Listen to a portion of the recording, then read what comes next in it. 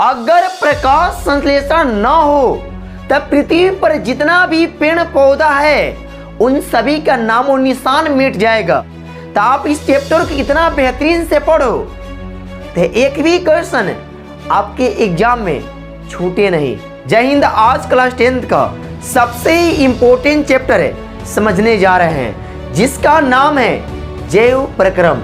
और इस जैव प्रक्रम से आपके एग्जाम में लघु उत्तरीय प्रश्न और दीर्घ उत्तरीय प्रश्न और ऑब्जेक्टिव सभी के सभी क्वेश्चन इस चैप्टर से बन चुका है। और यह चैप्टर आपके एग्जाम के लिए इतना सबसे ज्यादा महत्वपूर्ण है बाबू। हर एक साल इस चैप्टर से आपको क्वेश्चन एग्जाम में हर एक साल पूछता है। तो आप इस चैप्टर को इतना बेहतरीन से पढ़ो तो एक भी क्वेश्चन आपके एग्जाम में छूटे नहीं। लेकिन यह चैप्टर है बाबू आपके जीवन में भी उपयोग है क्योंकि यह चैप्टर से आपके पूरे के पूरे शरीर के बारे में भी जानकारी मिलता है। लेकिन हमें और चैप्टर जैव प्रक्रम का पार्ट 4 है। अगर कोई भी व्यक्ति अगर पार्ट 1 और पार्ट 2 और पार्ट 3 ना देखा है तो आप उसको देख लो क्योंकि हर चैप्टर का जो टॉपिक है अपने आप में इंपॉर्टेंट है। आज जो टॉपिक है बाबू इसका नाम है प्रकाश संश्लेषण। यह प्रकाश संश्लेषण इतना महत्वपूर्ण है। अगर प्रकाश संश्लेषण न हो तब पृथ्वी पर जितना भी पेड़ पौधा है उन सभी का नामो निशान मिट जाएगा। इसी पेड़ पौधा की वजह से हमारे पृथ्वी पर जितना भी जीव है उस सभी के सभी जिंदा रहता है। अगर प्रकाश संश्लेषण ना हो तो बाबू पृथ्वी पर जितना भी जीव है उनका जीना मुश्किल नहीं नामुमकिन हो जाएगा। यह जो प्रकाश संश्लेषण है यह पेड़ पौधों के लिए अति आवश्यक है। इसी प्रकाश संश्लेषण से पेड़ पौधा अपना भोजन तैयार करता है।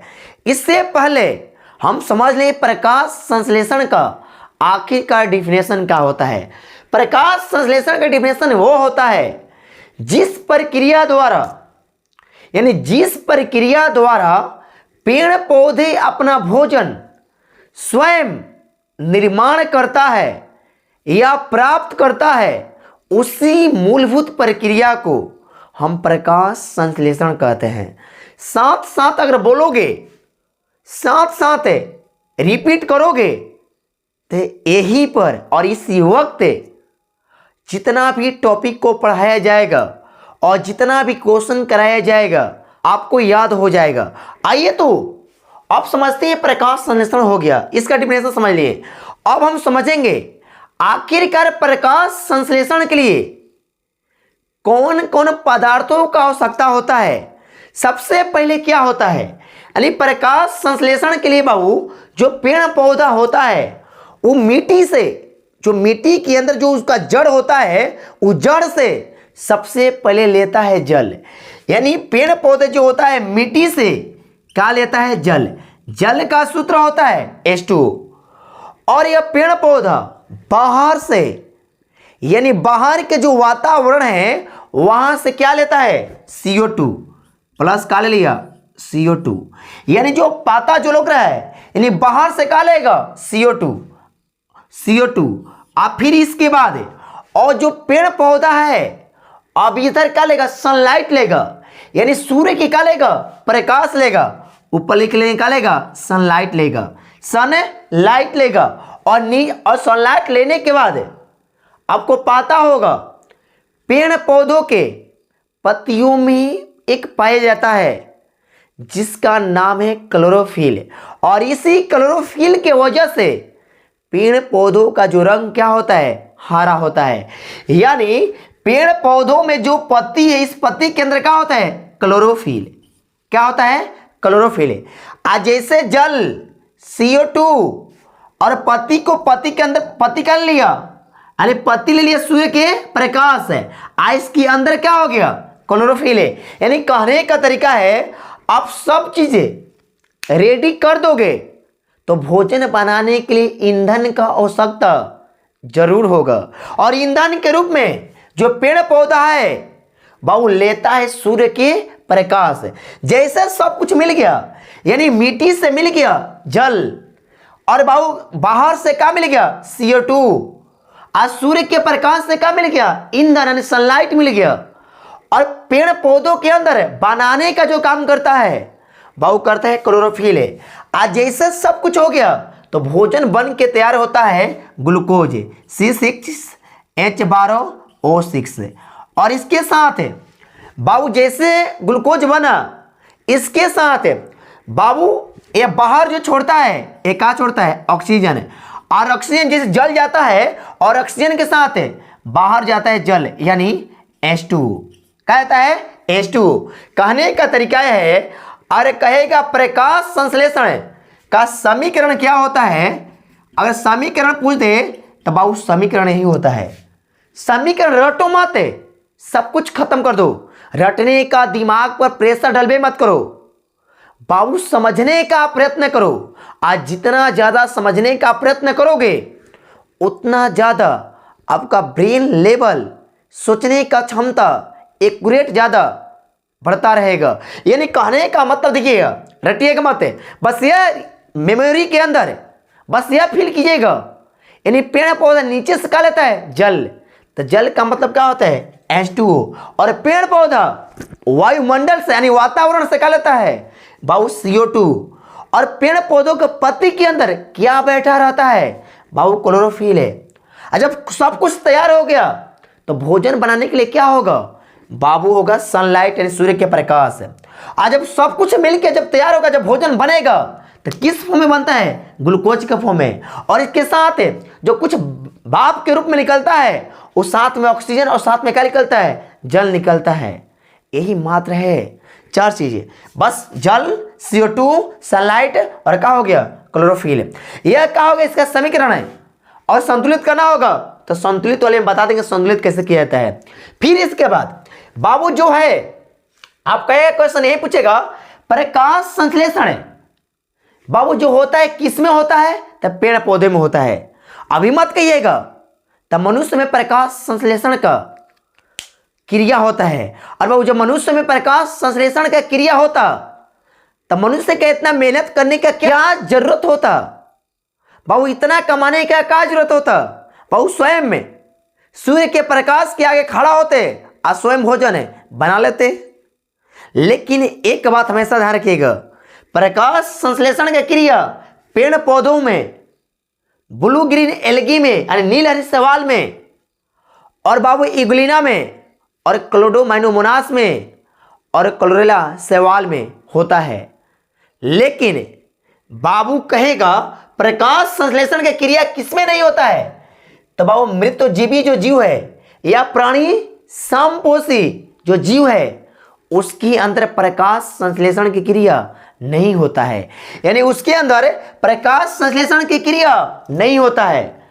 अब यह तो हो गया, अब आपके एग्जाम में यह क्वेश्चन पूछ दे, बताओ प्रकाश संश्लेषण के लिए कौन कौन पदार्थ की आवश्यकता होता है, तब बाबू हमेशा ध्यान रखिएगा जो हम ये बताए हैं वही चीज की आवश्यकता होता है।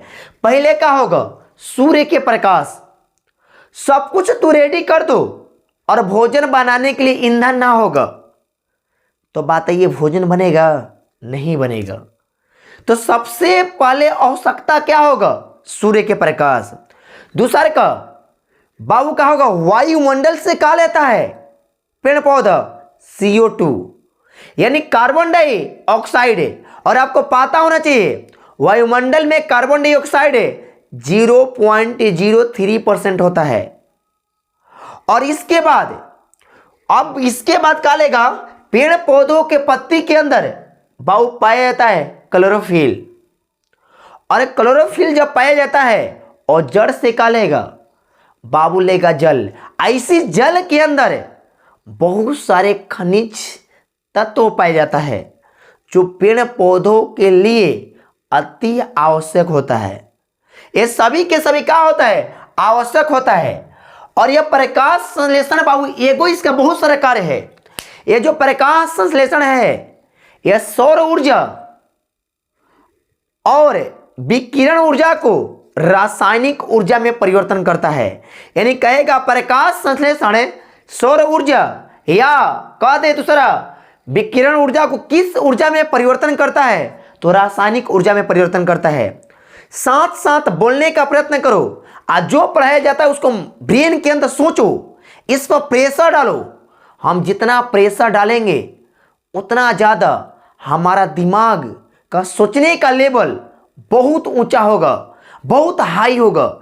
इसलिए पढ़ते समय बाबू बोल कर पढ़ो। आज जितना ज़्यादा हम बोल के पढ़ेंगे उतना हमारा ब्रेन बहुत सटीक तरीका से कार्य करता है। और एक बात हमेशा ध्यान दो, आपके पास ज़्यादा समय ना है, और समय जितना है उस समय को बहुत ज़्यादा उपयोग करो। नहीं उपयोग करोगे तो आपको नीचे गिरा के दूसरा बच्चा आपसे आगे निकल जाएगा। फिर इसके बाद क्या करते हैं, यह अपना भोजन बाबू जो बनाता है किस रूप में बनाया, ग्लूकोज यानी ग्लूकोज के रूप में अपना क्या किया, पेड़ पौधा अपना भोजन बनाया।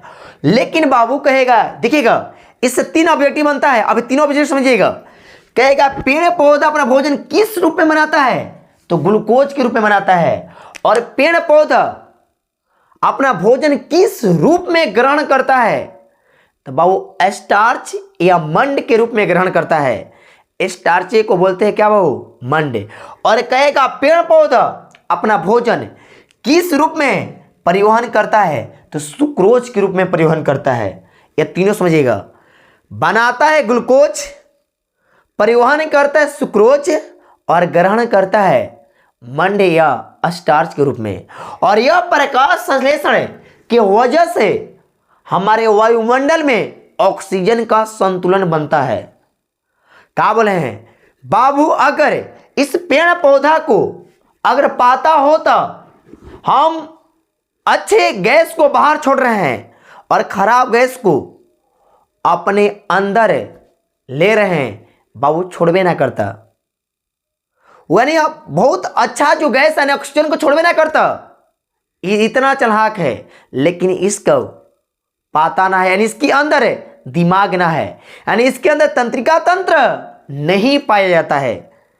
इसकी वजह यह क्या करता है, ऑक्सीजन को बाहर निकाल देता है जल के माध्यम से, और CO2 को ग्रहण कर लेता है। अभी समझाएंगे। यानी पूरे कहेगा पूरे वायुमंडल में ऑक्सीजन को संतुलन कौन बनाए रखता है, तो प्रकाश संश्लेषण है। यह आपके एग्जाम में क्वेश्चन बन चुका है। यानी बाबू जितना टॉपिक हम पढ़ा रहे हैं उस टॉपिक पर कल ध्यान रखो।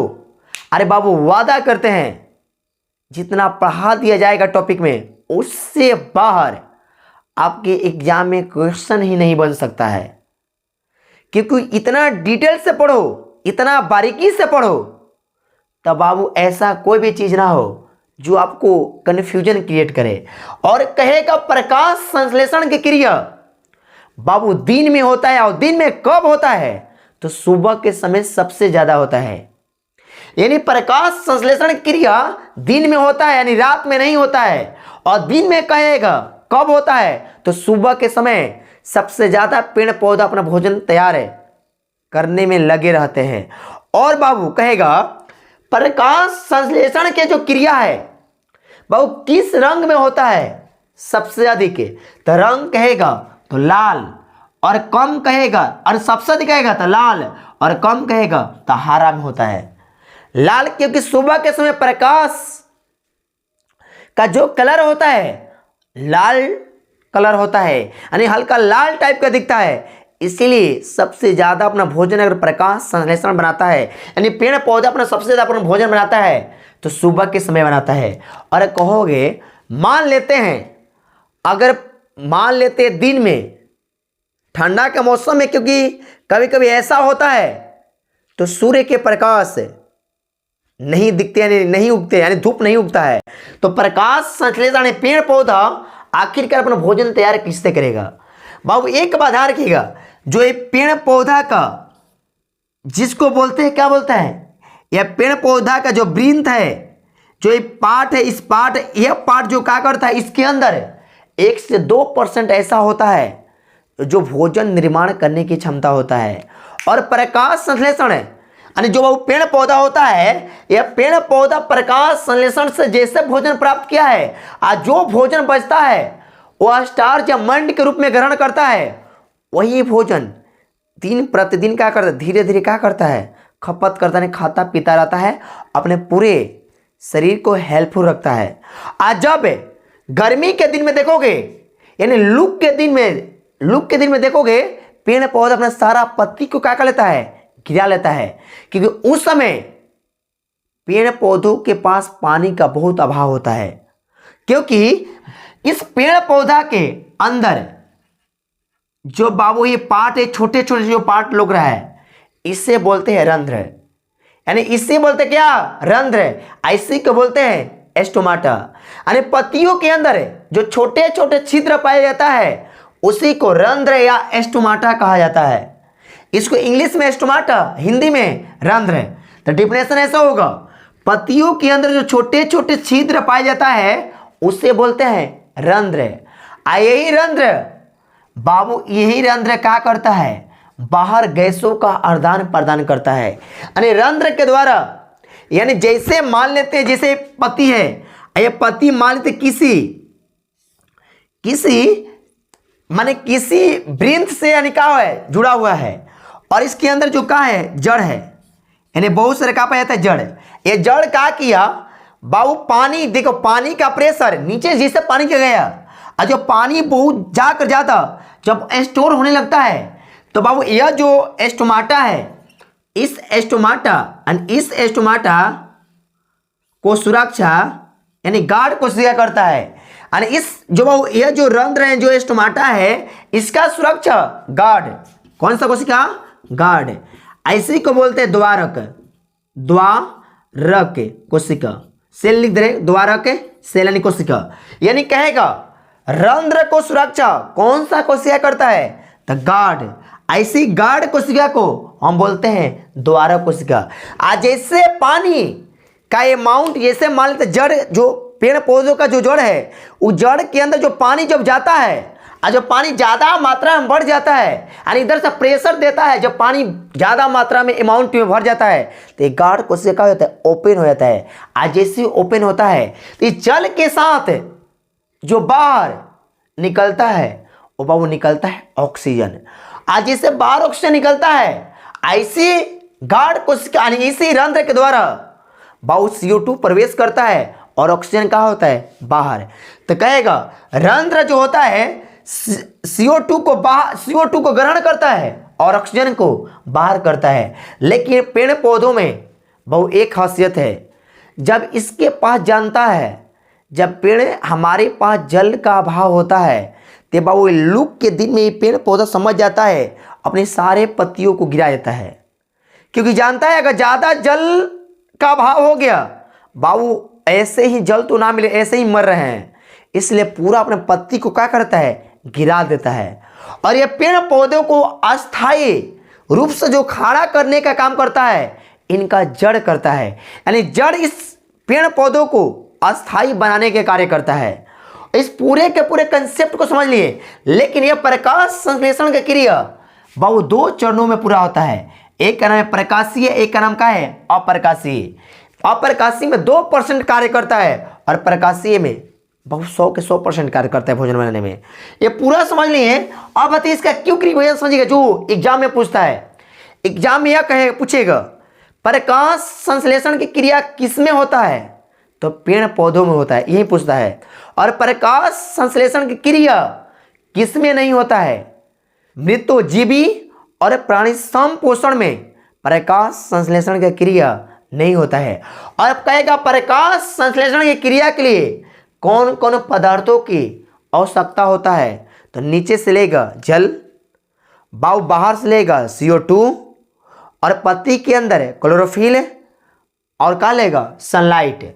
और कहेगा प्रकाश संश्लेषण जो है सौर ऊर्जा या विकिरण ऊर्जा को किस ऊर्जा में परिवर्तित करता है, तो बाबू हमेशा आंसर याद रखिएगा, रासायनिक ऊर्जा में परिवर्तन करता है।